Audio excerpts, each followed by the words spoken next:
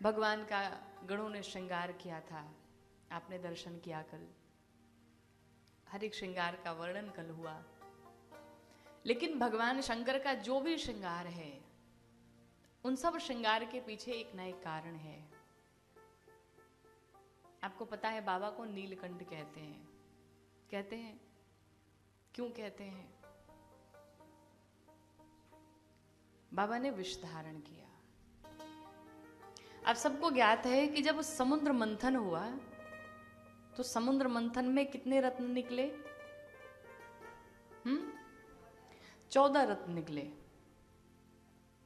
सबसे पहले क्या निकला? विष। और पहले ही विष निकल गया। दर्शन करिएगा, जैसे विष निकला तो देवताओं ने सोचा भाई ये विष कौन पिएगा। सारे देवता एक एकत्रित होकर के अब कहां पहुंचे? बाबा के पास पहुंचे और जाकर के बाबा से कहते, प्रभु सबसे पहले यही निकला है। बता नहीं रहे कि क्या निकला है, सबसे पहले यही निकला है प्रभु। हम लोगों ने सोचा आप घर के बड़े बुजुर्ग हैं तो सबसे पहले बुजुर्गों से शुरुआत की जाए। देवता कितने चालाक हैं, बाबा को विष पिला दिया। और ये जो समुद्र मंथन हुआ, जितने भी 14 रत्न निकले, इनकी कड़ी देखिए कैसे कैसे निकले। ये देखा जाए तो समुद्र मंथन क्या है? आत्मा का मंथन है। ये जितने 14 रत्न निकले समुद्र मंथन में, ये 14 रत्न हमारे आपके भीतर भी विराजमान है। सबसे पहले निकला विष। विष क्या है?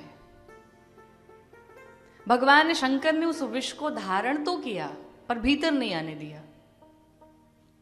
क्यों? क्योंकि भीतर जाता तो नुकसान करता। उसी प्रकार से इस समाज में भी उपहास रूपी विष है, ईर्ष्या रूपी विष है, द्वेष रूपी विष है, अनेकों विषय हैं। जब भी आप घर के बाहर कदम रखेंगे, समाज के विष आपको देखने के लिए प्राप्त हो जाएंगे। तो सबसे पहले विष निकला। ये कथा कहती है कि अगर आपने समाज के विष का पान कर लिया तो आपने सबको जीत लिया। वो सहने की क्षमता अगर भीतर आ गई, वो धैर्य की क्षमता अगर भीतर आ गई, तो समझो आपके भीतर पहला रत्न उपस्थित हो गया। पहला रत्न आपको प्राप्त हो गया। अब दूसरा रत्न क्या निकला था? कामधेनु। ये कामधेनु क्या है? कहा प्रतिभा की गाय। जब आप अपने घर का त्याग करके समाज में चलेंगे और समाज के उस विष को पी करके जब आप आगे बढ़ेंगे तो आपके जीवन में दूसरा रत्न आएगा, वो है कामधेनु। अर्थात प्रतिभा की कामधेनु आपके भीतर प्रवेश करेगी और उस प्रतिभा के दूध को पिला करके आप सबको आनंदमय कर सकते हैं। अपनी प्रतिभा से सबका हृदय जीत सकते हैं, अपने प्रेम से, अपने आकर्षण से सबको जीत सकते हैं। तो दूसरी चीज क्या निकली? कामधेनु। अब तीसरी चीज क्या निकली? उच्चैश्रवा नाम का एक घोड़ा निकला, पंखों वाला अद्भुत घोड़ा, जिसके कान बड़े ऊंचे ऊंचे हैं, अर्थात जिसकी सोच बहुत ऊंची है, जिसकी उड़ान बहुत ऊंची है। वो छोटी छोटी चीजों पर ध्यान नहीं देगा। आपने विष का पान कर लिया, आपको प्रतिभा की कामधेनु प्राप्त हो गई, और जब प्रतिभा की कामधेनु प्राप्त हो जाएगी तो आपको उच्चैश्रवा रूपी घोड़ा में आपके संकल्पों को गति मिल जाएगी। जीवन में जो आपने करने का संकल्प लिया है, जब इन दोनों को पार करेंगे तो आप दौड़ लगा लेंगे। तो ये तीसरा है उच्चैश्रवा नाम का घोड़ा। चौथा क्या निकला? हाथी। हाथी को देखा है आपने? किसने किसने देखा? सबने देखा है। हाथी क्या है? कहा जब आप संघर्षों को भी जीत लेंगे तो संघर्षों से ऊपर आपको एक स्थान मिल जाएगा। हाथी को देखा होगा, जितने लोग अगर कहीं गांव से होंगे तो उन्होंने देखा होगा कि पहले गांव में हाथी आता था, तो जितनी माताएं होती थी घर के बाहर, अरे गणेश जी आ गए, गणेश जी आ गए, गणेश जी आ गए, खूब उनका सम्मान, खूब उनकी आरती, उन्हें तिलक लगाना, उनका पूजन करना सब प्रारंभ कर देते थे। लेकिन हाथी के पीछे गांव के जितने कुत्ते होते थे दौड़ जाते थे। दौड़ते थे, क्यों दौड़ते थे? और देखिए, ध्यान दीजिएगा, ये जितने कुत्ते पीछे ही दौड़ते हैं, आगे कभी नहीं जाते। कभी देखा है हाथी के आगे दौड़ते हुए? कभी नहीं। ये कुत्ते हमेशा पीछे ही बात करते हैं। अर्थात जब आपके संघर्षों को गति मिलेगी, आपको समाज में एक स्थान मिल जाएगा, तो ऐसे ऐसे कुत्ते आपके पीछे भौंकते रहेंगे। पर हाथी को देखा है कि कभी मुड़ के भी देखा उनके पीछे? कभी नहीं। वो तो चाहे जितने भी भौंकते रहे, हाथी तो अपनी मतवाली चाल से बड़े आनंद में वो अपना काम करता रहता है। दूसरी बात, कुत्ते जब भी भौंकते हैं तो गांव के भीतर ही भौंकते हैं, हाथी के पीछे दौड़ते दौड़ते शहर नहीं पहुंचते हैं। अर्थात आप जब समाज में आगे बढ़ने लगेंगे तो ये कुत्ते गांव में ही भौंक के रह जाएंगे, ये आगे कभी नहीं बढ़ सकते। हाथी अपना सम्मान पा करके, अपनी पूजा पा करके बड़े सम्मान के साथ, आनंद के साथ चलता जाता है, और ये कुत्ते भौंकते रहते हैं। अर्थात आपके लोग बुराई करते रहेंगे, आपके विषय में चर्चा होती रहेगी, लेकिन फिर जिसे आगे बढ़ना है, जिसे सफलता प्राप्त करनी है, वो इन कुत्तों के पीछे ध्यान नहीं देगा। और कुत्तों में एक और भी बड़ी खासियत है, जब भौंक लेते हैं और हाथी जब गांव से बाहर चला जाता है तो कुत्ते आपस में कहते हैं, अच्छा भौंका ना हमने,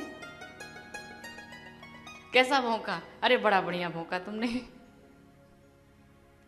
फिर इससे आगे वो नहीं सोचते। अब इसके आगे की उनकी कहानी क्या होती है? चलो भाई, अब शाम को किसके घर खाना मिलेगा, व्यवस्था देखनी पड़ेगी। अर्थात बुराई करने वाले सदैव आपके पीछे ही बुराई करेंगे, पर आपके सामने कुछ नहीं कह सकते। तो ये हाथी निकला।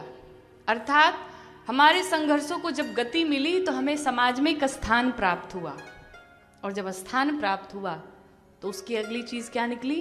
कौस्तुभ मणि, जिस मणि को भगवान विष्णु ने अपने माथे पर धारण किया। जब आपको समाज में एक स्थान मिल जाएगा, लोगों से आपका व्यवहार संपन्न हो जाएगा, आपकी प्रतिभा संपन्न हो जाएगी, तो आपके भी माथे पर मुकुट लग जाएगा, सफलता रूपी मुकुट। लोग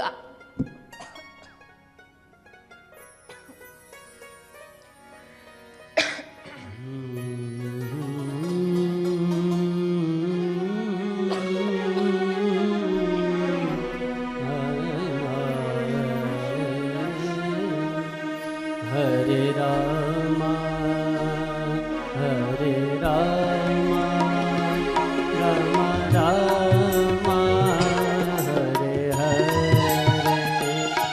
हरे रामा हरे रामा रामा रामा हरे हरे हरे कृष्णा हरे कृष्णा।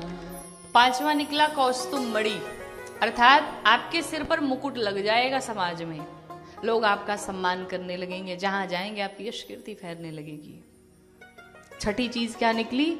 कल्प वृक्ष, अर्थात जब मुकुट आपके माथे पर विराजमान होगा, जब सब आपके साथ में होंगे, तो कोई भी चीज आपके लिए दुर्लभ नहीं रह जाएगी।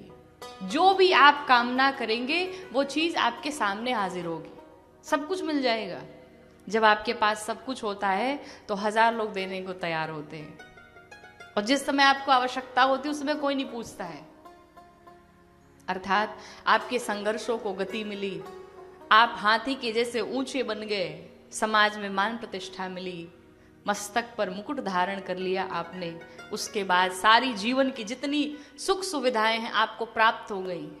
अगला निकला कल्प वृक्ष। अब क्या आता है? दर्शन करिए, बारी बारी से, कोई आगे पीछे नहीं हुआ। अब आता है एक अप्सरा निकली जिसका नाम है रंभा। ये रंभा क्या है? कहा ये वासना है। जब आपकी सारी कामनाएं पूर्ण होने लगे, जब सब कुछ आपको प्राप्त होने लगे, तो ये इच्छा रूपी वासना हमारे जीवन में प्रवेश करती है। जिस प्रकार रावण के जीवन में था कि सब कुछ उसे प्राप्त था, लेकिन फिर भी वो यही सोचता रहता था कि दुनिया की सारी चीजें हमारी हो जाए। उसे जो प्राप्त था वो पर्याप्त नहीं था, और भगवान राम को जो प्राप्त था वही पर्याप्त था। भगवान राम और रावण में यही अंतर है। राम जी के जीवन में कुछ इच्छाएं नहीं थी, शांत थे, पर रावण के जीवन में बहुत आकांक्षाएं थी, बहुत इच्छाएं थी। सब कुछ जीतने के पश्चात भी, सब कुछ पाने के पश्चात भी उसको पाने की ललक रहती थी। मुझे ये मिल जाए। मंदोदरी जैसी सुंदर पत्नी होने के पश्चात भी मां सीता के ऊपर दृष्टि डाली, अर्थात उसके मन में शांति नहीं थी।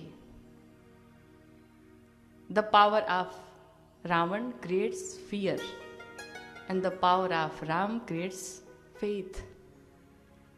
ये राम और रावण में अंतर है। रावण को कुछ भी, जो भी प्राप्त था वो पर्याप्त नहीं था, और जीवन का यही सूत्र है कि जो प्राप्त है वही पर्याप्त है, उसी में हम शांत रहें। लेकिन ये इच्छाएं कभी शांत होने वाली नहीं है। तो अगला क्या निकला? कहा रंभा निकली। रंभा क्या है? वासना है, अर्थात जो कुछ भी है सब कुछ मुझे प्राप्त हो जाए, सब कुछ मुझे मिल जाए। लेकिन अगर आप इन वासनाओं से ऊपर आ गए तो आठवां क्या निकला? कहा लक्ष्मी। आपकी इच्छाएं नहीं रही, मन को शांत रखा, तो आपके जीवन में फिर मां लक्ष्मी की कृपा हुई। अब आपके पास अगाध धन है, आप जो चाहें सब कुछ कर सकते हैं। मां लक्ष्मी की कृपा आपको प्राप्त हो चुकी है। और जब लक्ष्मी आती है तो 9वें पे क्या निकला? वारुणी, अर्थात शराब, मदिरा। जैसे ही धन की प्राप्ति होती, सबसे पहला काम यही होता है। पैसे आए, शराब पीना शुरू कर दिया। अर्थात जीवन में लक्ष्मी आई, धन की प्राप्ति हुई, तो हमारे जीवन में तुरंत शराब आई। लेकिन फिर अगर आप इससे ऊपर चले गए, अगर आपने इस पे कंट्रोल कर लिया, तो अगला क्या निकला? 10वें नंबर पे चंद्रमा। अर्थात अगाध लक्ष्मी होने के बाद भी, अगाध धन होने के पश्चात भी, सब कुछ होने के बाद भी अगर चंद्रमा जैसे आपकी शीतलता जीवन में आ गई, तो फिर आपको कोई समाज में परास्त नहीं कर सकता है। चंद्रमा जैसी शीतलता, बालकों जैसी शीतलता, बालकों जैसा स्वभाव हमारा होना चाहिए। अगर हमने लक्ष्मी पर विजय प्राप्त कर ली, हमारे जीवन में कई बार लोगों को आपने देखा होगा कि किसी किसी के पास बहुत धन होता, अरबपति हैं, कितना है कहा ही नहीं जा सकता, लेकिन स्वभाव एकदम छोटे बालकों जैसा। वो पंक्ति है ना कि जो खानदानी रईस है वो मिजाज रखते हैं नर्म अपना, तुम्हारा लहजा बता रहा है तुम्हारी दौलत नई नहीं है। जो खानदानी रईस हैं वो शांत रहेंगे, उन्हें दिखावटी बनना कोई आवश्यकता नहीं, उन्हें कोई जरूरत नहीं। पर उस पंक्ति में कितनी प्यारी बात लिखी कि तुम्हारा लहजा, तुम्हारी बातें बता रही है, तुम्हारा व्यवहार बता रहा है कि अभी तुम नए नए धनी हुए हो, अभी नया नया पैसा आया है, इसलिए बड़े उड़ रहे हो। तो हमारा स्वभाव चंद्रमा के जैसे शीतल होना चाहिए। 11वें पे क्या निकला? कहा पारिजात वृक्ष। जब हमारे जीवन में चंद्रमा जैसी शीतलता आ जाए तो हमारे कर्मों की खुशबू पूरे संसार में फैल जाएगी। अर्थात वो पारिजात का वृक्ष है जो पूरे संसार में हमारी प्रतिभा की खुशबू, हमारे व्यवहार की खुशबू जब चारों तरफ फैलने लगी तो हमारे जीवन में पारिजात वृक्ष आता है। और 12वें पे आया पांचजन्य शंख। अर्थात शंखनाद हम करते हैं ना मंदिर में जब भगवान की आरती होती, अर्थात हमारे यश कीर्ति जो है पूरे संसार में फैल जाएगी, पूरे संसार में शंखनाद होने लगेगा। पूरे संसार में लोग नाम लेने लगेंगे, भाई कोई है जिसके पास ऐसी प्रतिभा है। तो निकला पांचजन्य शंख, और सबसे अंत में क्या निकले? धन्वंतरी जी अमृत लेकर के। 14 रत्न हुए। अमृत क्या है? कहा ये सब कुछ होने के पश्चात भी जब सब कुछ आपको प्राप्त हो जाएगा, आपके पास धन रूपी अमृत, यश रूपी अमृत, कीर्ति रूपी अमृत, वैभव रूपी अमृत, सब कुछ आपके पास जब होगा, जो कोई भी आपके द्वार पर आएगा कोई निराश न जाए, सबको आप अमृत पिला करके प्रसन्न कर दे। यही है हमारे जीवन के 14 रत्न। हम सभी के जीवन में 14 रत्न हैं। अगर हम अपनी आत्मा का मंथन करें तो